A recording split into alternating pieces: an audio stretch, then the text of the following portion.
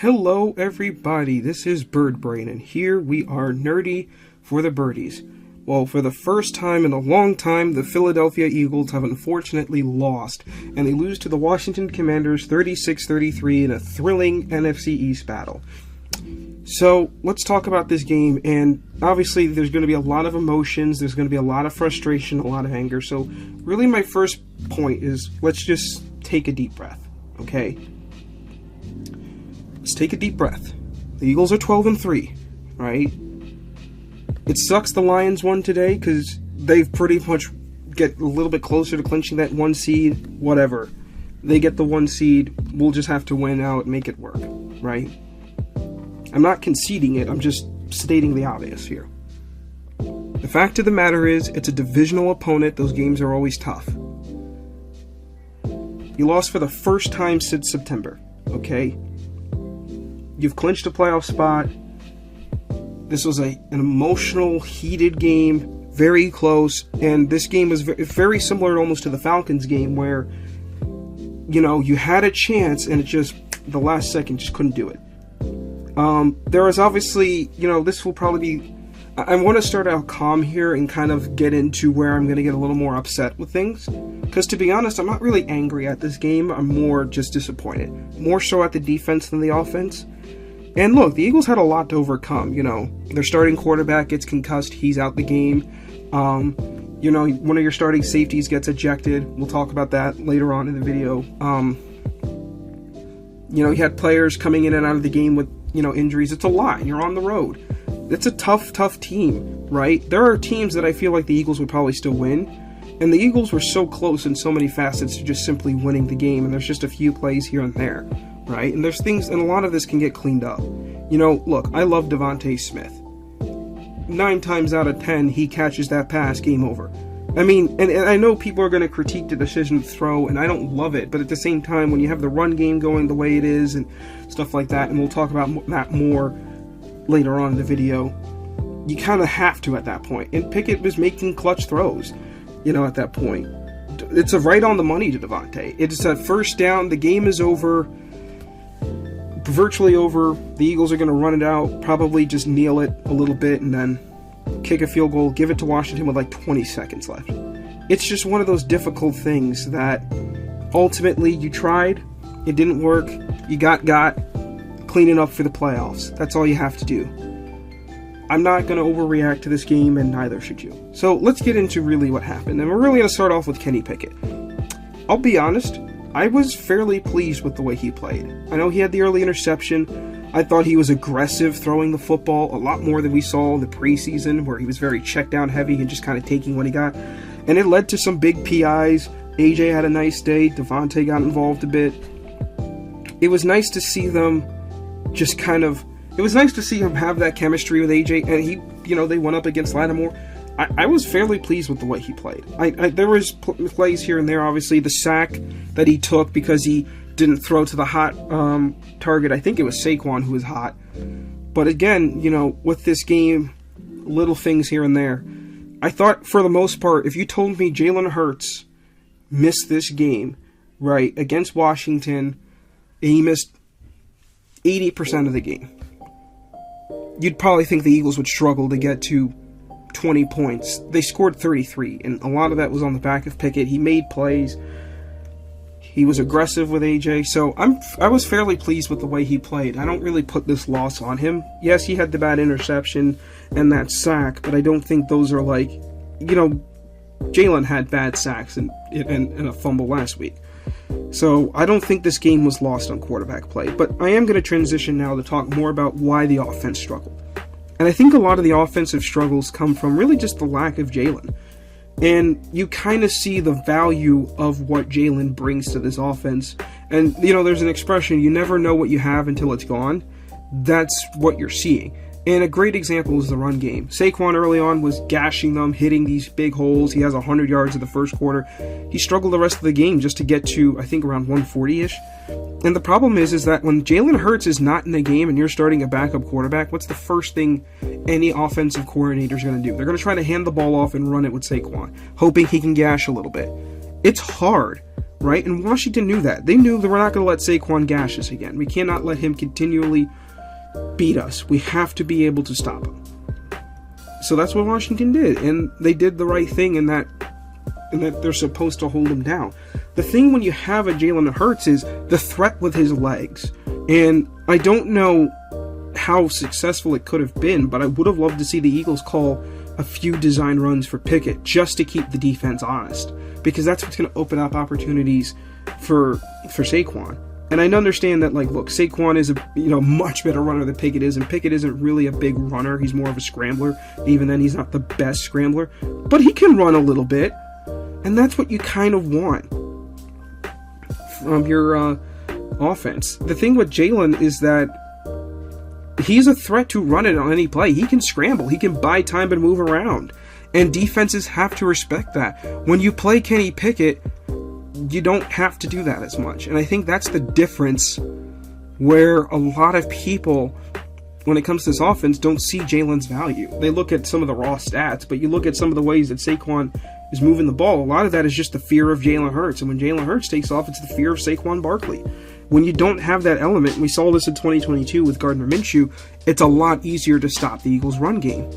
So hopefully Jalen heals up soon. And I think with the passing game, a lot of that, I thought Pickett was pretty solid, all things considered. Again, he got a touchdown to AJ, he was making big throws, he drew some PIs. I thought for the most part, I didn't see many bad throws from Pickett. There was a couple. There was one to AJ that was a little high, there was one to AJ that was a little behind. But for the most part, he made plays. And again, guys made bad drops at times. Saquon had a drop. Devontae had a drop. It's just when you have those kind of things working against you, it's just hard as an offense to get anything really positive going. And when you're not scoring touchdowns and you're kicking field goals, regardless of how many turnovers you force, it's going to keep an opponent in the game. But yeah, so the offense struggled, and I think some of the offensive struggles really led to the defense, and that leads to my next point. Oh, the defense. I think it's safe to say this was the worst performance by the defense this season, and that's a lot going into that. Now, the good thing is, the defense forced 5 turnovers, and when you have a game where you force 5 turnovers, you feel really good about yourself, right? Most times, when you force 5 turnovers, that's a blowout. And the problem is when the offense is stalling out and struggling to score touchdowns, it keeps Washington involved. Because there was a point where, yes, this game got to 2 possessions, but it never got out of 2 possessions.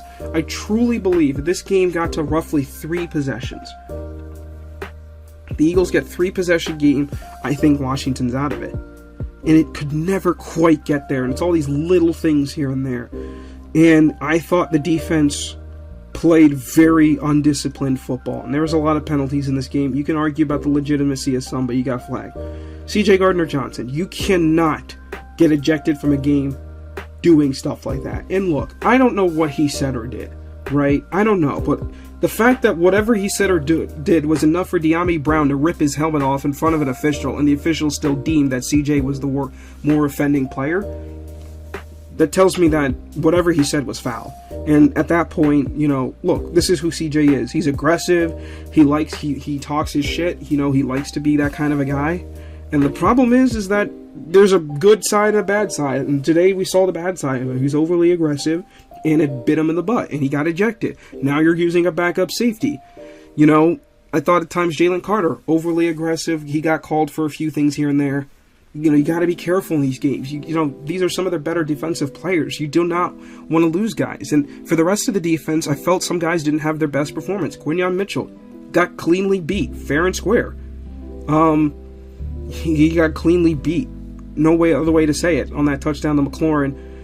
It's going to happen in the league. I'm not overly upset with Quinyon. It happens. He's a rookie. It's going to happen sooner or later. You'd rather it happen sooner. Like we saw a couple weeks ago with Cooper DeJean.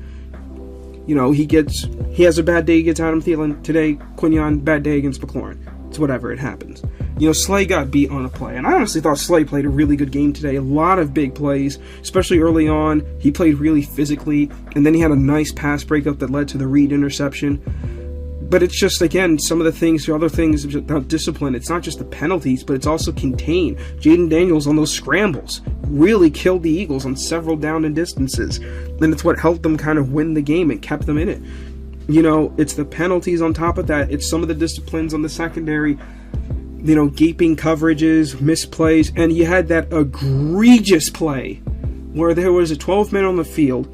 And I don't think it's Slay's fault. Somebody was on the field that shouldn't, because Olamide Zaccheaus is wide open for a touchdown, and it's easy, and at that point everyone's panicking, and it's chaos, and then boom. And no one knows what happened. That's inexcusable. That's the stuff that gets you frustrated as a fan. Like, your quarterback getting hurt, that's something that happens, right? Your offense is working with backups, it's working with a backup quarterback, there's things there that aren't going to be perfect. That's understandable. In that point in the game, the defense has to do the heavy, has to start picking it up. And they didn't. And they played really well to start, and it just deteriorated. And I wonder if the offense slowing down, not sustaining drives as much, just wore the defense down until finally it's just like, we just don't have anything left. And you saw guys, Zach Bond giving up the game-winning touchdown there, just didn't play it well. A lot of guys that usually are better players on this defense made mistakes, and Washington made them pay. And that's the kind of thing that happens. You played a very good football team on the road. It's a division opponent. These games are tight. These games are physical. And you didn't have your starting quarterback. The defense has to play better than the way they played today. And I know they can, because they have played better. And these are the things that, you go into the playoffs, you don't want to put this kind of stuff on film. Because right now, the most likely opponent the Eagles will play in the playoffs is Washington. They have a strong chance of playing Washington unless something crazy happens to Washington. And Jaden Daniels is the real deal. My last point really is just about Jake Elliott. I thought he did really nice rebounding, but again, you talk about the little things that cost the Eagles that game. 56-yard field goal. If he makes that, we're tied going to overtime at bare minimum. And it's just one of those little things that's like, again, Jake Elliott, he hasn't really been good from 50-plus. He finally hit a 50-yard field goal today, but it's like, that's a concern. I don't know if he's healthy or not or what, but again, just a lot of things piling up that led to the loss. It's Devontae's drop. It's Jake Elliott missing a 56-yard field goal. It's defensive penalties and discipline. Misplays here and there. Communication breakdowns. It all adds up. So that is really the game. Now, ordinarily, I really wouldn't do a player of the game for a loss, or at least I don't really like doing that.